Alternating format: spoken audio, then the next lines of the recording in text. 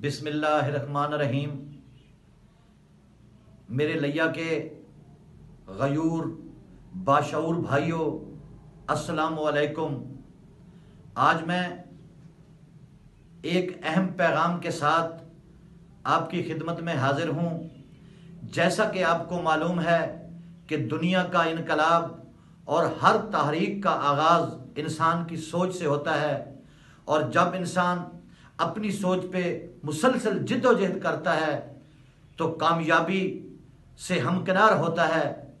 इसी तरह जब मैं सियासत में मैंने पहला कदम रखा तो मेरे सामने मेरे भाइयों जागीरदाराना वडेरा शाही का राज था।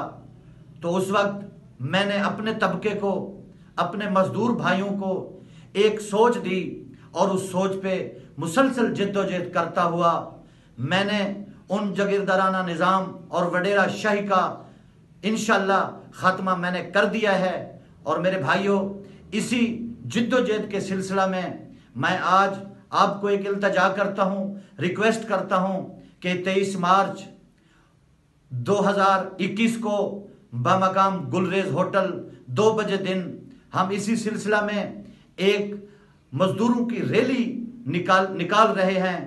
तो मेरे भाइयों, आपने इस रैली में शरीक होके अपने मजदूर भाइयों का हाथ मजबूत करना है